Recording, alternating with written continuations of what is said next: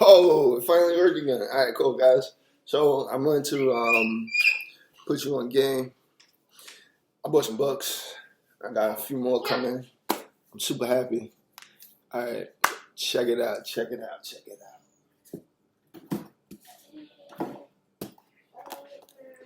Exhibit A: Designing Distributed Systems.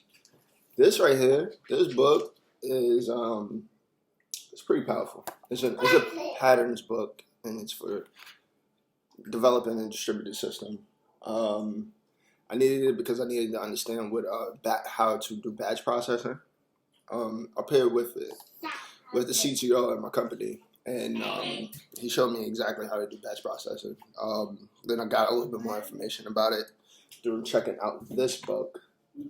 I want to actually finish it and get a little bit more in depth with the whole process of doing batches, creating batches. But essentially, a batch is just like you take a large group of something. Hey! Don't do that. That's nasty. Don't do that. You take a large group of something, and then you cut it up in pieces, and then you process the pieces, right? There in Python. There's a library called Celery. You can use the Celery library to handle multi-processing jobs. Batch processing those jobs, and it's fairly straightforward. It's pretty cool. Um,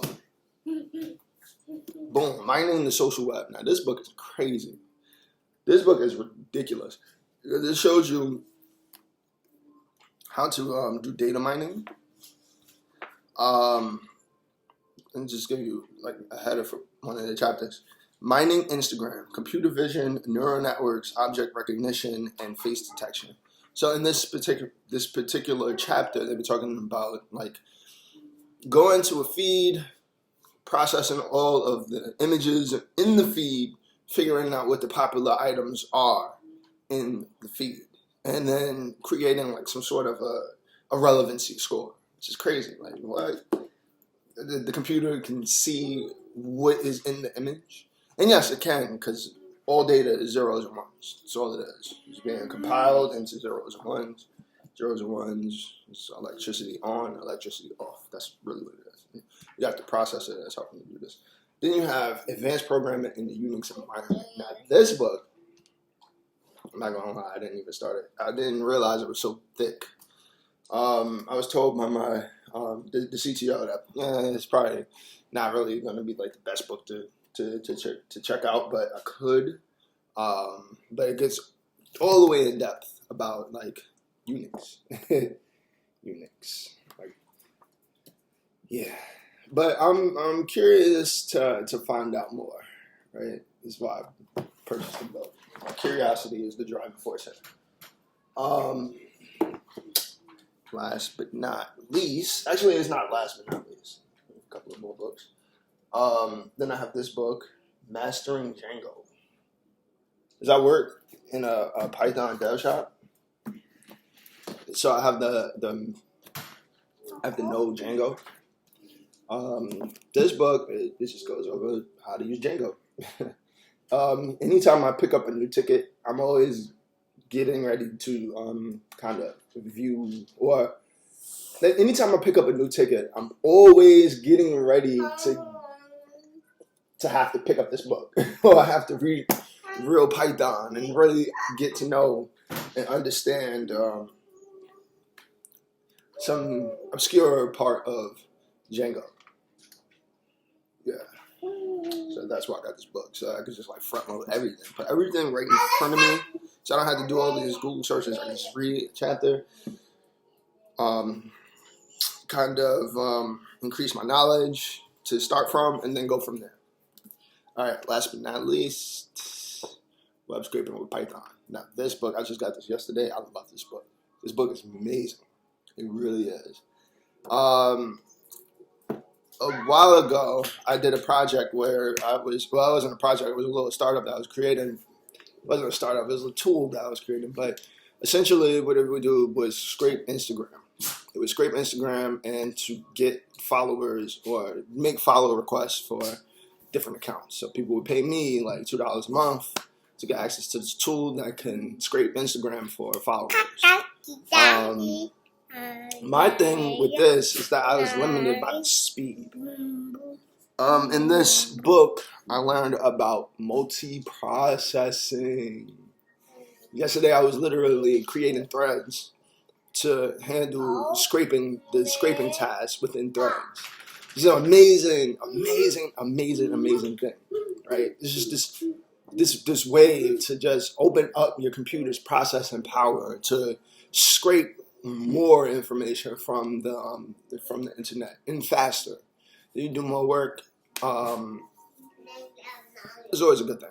So yeah, those are my books. Web scraping with Python, mastering Django, advanced programming in the Unix environment, mining the social web, designing distributed systems.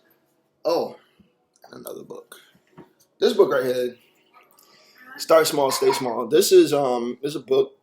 It's called A Developer's Guide to Launching a Startup. This book is pretty key because a lot of the people creating startups and such, they are people who are business individuals. They hire out developers to do work. But developers, they all have this dream. Like, oh, I'm going to make money using my skill set. But how do you do it, right? You have to become you kind of have to become business savvy. You can't just be technical in order to get, to build out a product and make it successful. You got to be business savvy. And this book gives you the business savvy as a developer in order to actually make some sort of money from your adventure.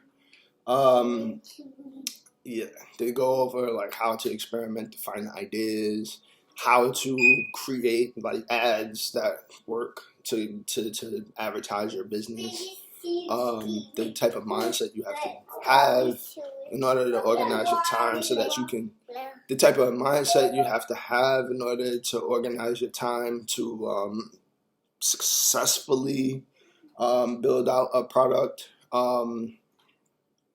It was written by Rob Wallen, who was the founder of Drip. So it's a business for many millions. And there's very practical information in this book. This book is insanely thoughtful. Like, it's crazy. It's almost, reading it is almost like having a conversation with a super successful person who's just telling you like the way. Like, that's kind of what that book is about. And I got a couple more books coming. Let me see. What other books do I have coming? I am going to check out the books that I have coming. So I have a book coming called Code Complete. That's a book about like crafting software, right? Like, you could do anything you want, but it should be done in a specific way. So that's this type of book. That's what this book is all about. Then I have another book coming called Hands-on Machine Learning with Scikit-Learn, Keras, and TensorFlow. I don't know anything about machine learning or artificial intelligence. Just only a few things. And then I have another book called The 100-Page Machine Learning Book. So that is the book that I'm going to read before I read Hands-on Machine Learning with Scikit. I really have to organize my time so that I can get all this stuff done. I'm just buying up as many books as I possibly can. Reason being, fuck.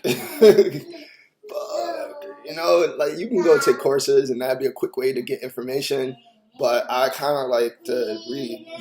I think reading is probably the best way for me to pick up information, so I do that a lot.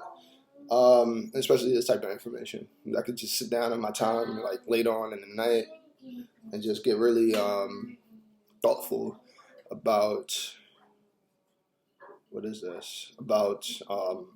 copying things. So yeah, that's my whole spiel. Got a lot of books, some coming. I'm super excited to read the 100-Page Machine Learning book, just out of curiosity. Like, I would really like to see exactly what people are talking about when it comes to like how to think about machine learning and the different tools that you can use to do this. Also, Code Complete, a practical handbook for software construction. I think that's going to be kind of similar to, if I'm not mistaken, there's a book in Ruby. It's very important. It's like object oriented design patterns.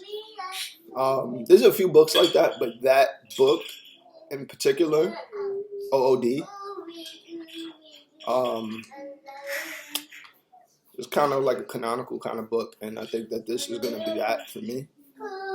And I was actually told to check it out by the CTO of my company. I really love his style of coding. This guy is like, he's like kind of a wizard.